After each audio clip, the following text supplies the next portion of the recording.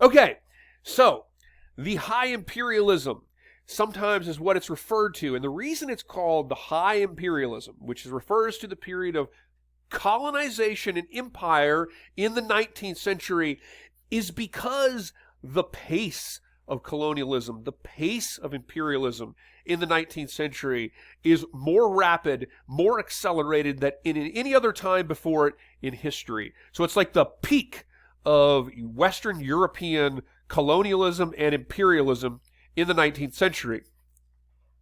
Now, as I get into this topic, one thing I do want to point out that what we're really talking about is colonialism in the 1800s. However, it's really important to note that colonialism does not necessarily mean that a country that doesn't have colonies is not itself an imperial country.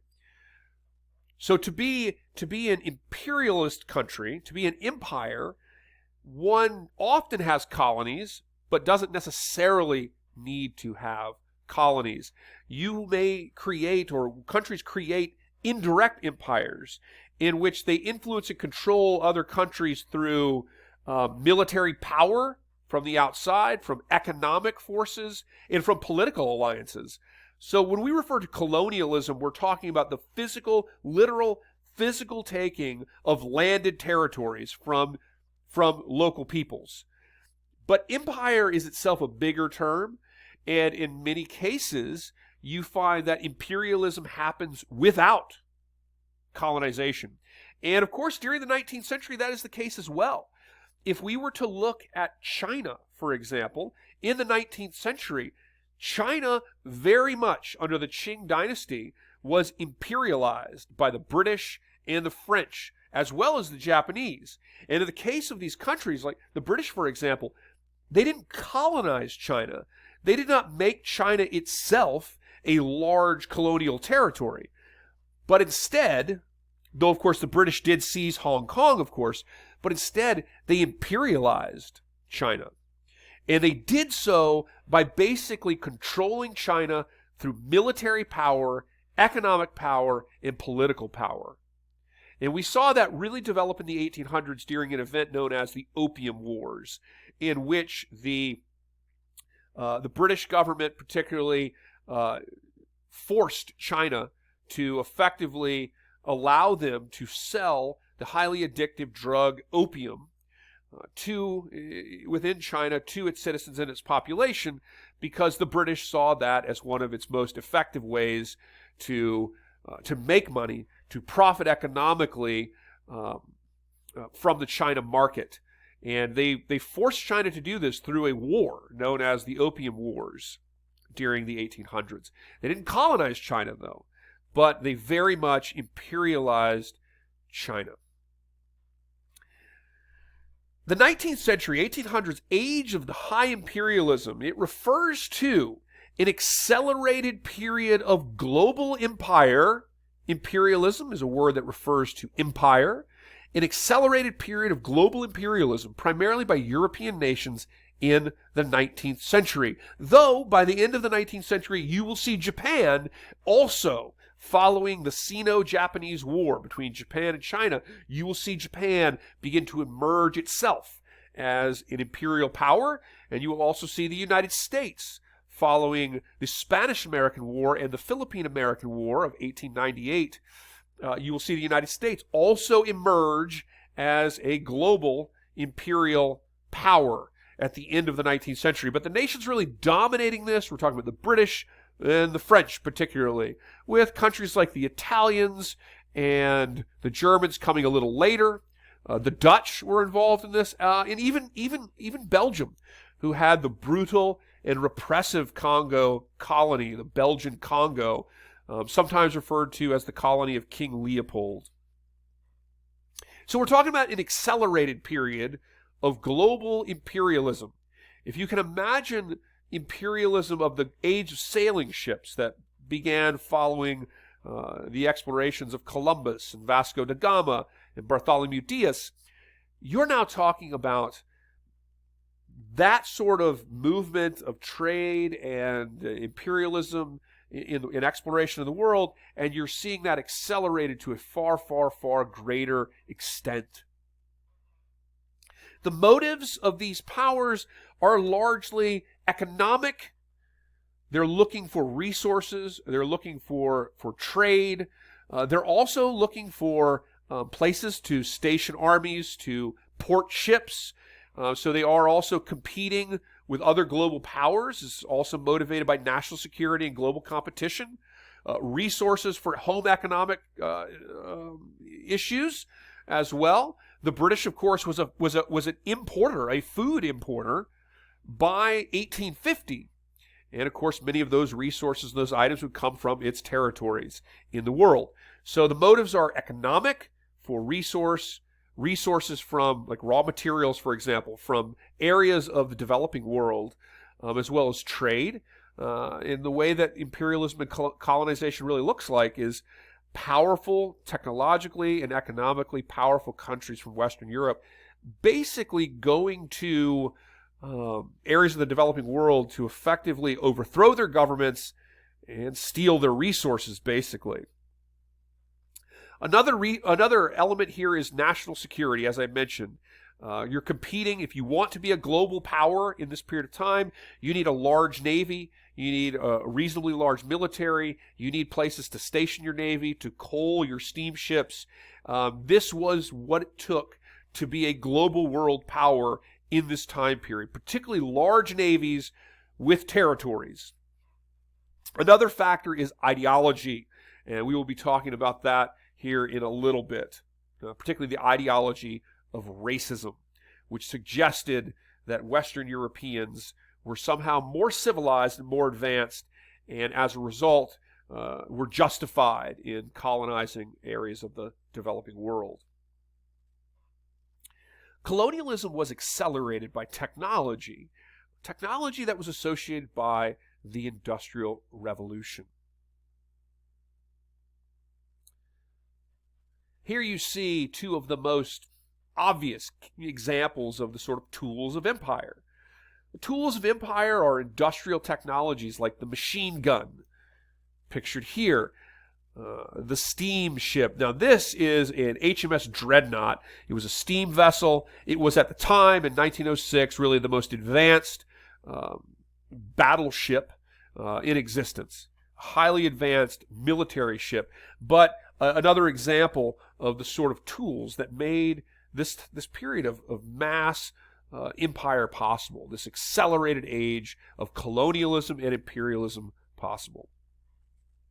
So, transportation technologies, and these are inherently connected to the Industrial Revolution. Transportation technologies including steamships, railroads, which allowed you basically unlimited and faster travel at any time of the year, more or less. When countries colonized territories, they built railroads, and the railroads then allowed them to move armies and corporations that might want to mine the earth, for example, further into the interior of regions, allowing them to control larger areas and maximize the amount of resources that they can extract. Military technologies, of course. Rifling technology was important, but also, of course, by the late 1800s, technologies like the machine gun. More powerful weapons, including machine guns, gave imperial powers a profound advantage over those resisting imperialism, resisting colonization, as an army of British soldiers numbering in the 100 or 200s with a couple of machine guns could easily outmatch an indigenous army resisting colonialism that might be, vastly larger in number, maybe even over 1,000 individuals. So these military technologies from the Industrial Revolution are not only making war more destructive, they're also facilitating a Western European colonization of the developing world. Communication technologies, as you see more far-flung territories, larger colonies, as you see increasing interconnection throughout the world, this is facilitated largely by steamships, by telegraphs, Cables are laid along the ocean floor in many cases that allow for a much more rapid and instantaneous messaging system, allowing for you to compete across colonial territories, to communicate across colonial territories, to allow for a much more rapid sort of action if needed in the case of a revolt or an uprising or other types of events. So communication technologies very much facilitates the pace of this accelerated globalization, of this accelerated imperial time period in world history during the 1800s. Another factor, too, that is not included on this list that is very important also is actually related to medicine. If one can imagine, much of the areas that are now being colonized are oftentimes places that are equatorial and they're tropical, and as a result of this, you find huge instances of malaria outbreaks. Malaria, of course, is an illness that is communicated through the mosquito, and malaria, this virus, will cause a very intense and high fever and can often be fatal. And of course, colonial armies, if they became infected with malaria, much like yellow fever, they would be unable to continue any kind of campaign against a country. Well, itself a sort of example of global interconnectivity. The substance that I suppose you call it a medical drug of quinine was developed that itself is kind of embodies the idea of global interconnectivity. So what is quinine? Quinine is something that is derived from the bark of a tree from South America. And what quinine does is quinine prevents the symptoms of malaria. So if you have your army and they're all taking quinine, your navy, they're all taking quinine, and they send their army into territories where there's lots of malaria, they will, despite being bit by mosquitoes, they will be able to continue to operate because they will effectively have a protection against the symptoms of malaria. You still get malaria with quinine, but you're free of the symptoms of malaria.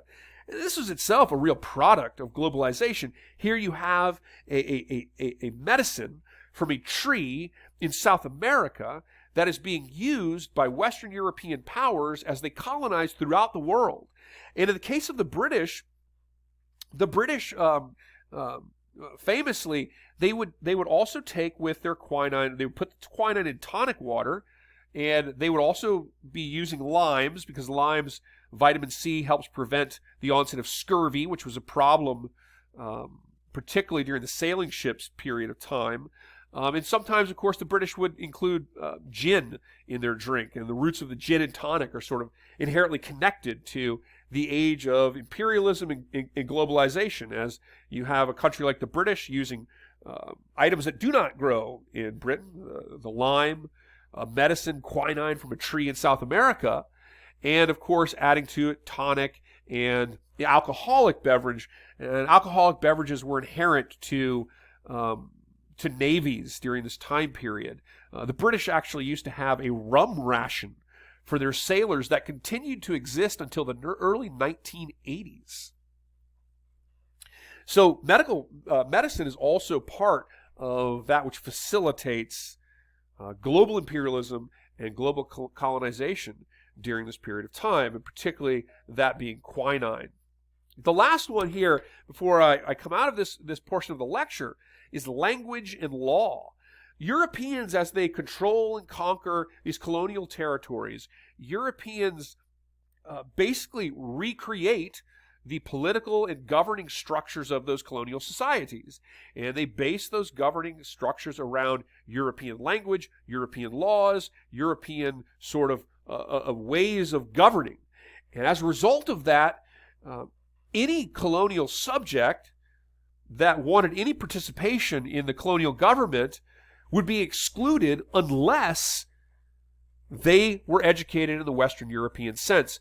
So on a more subtle level, I suppose, when we think about this, colonialism also results in a mass, really, destruction of many elements of indigenous society, governance, and culture, because European language, European legal structures were brought in and effectively mandated as the standard through which individuals in these places would need to be educated if they were to play any meaningful role in the governing and legal structures of that colonial territory. So increasingly in these places, you see political figures that are increasingly educated in the Western European sort of model. And this, of course, leads to an increase not only in European language, but also into an expansion of religions like Catholicism.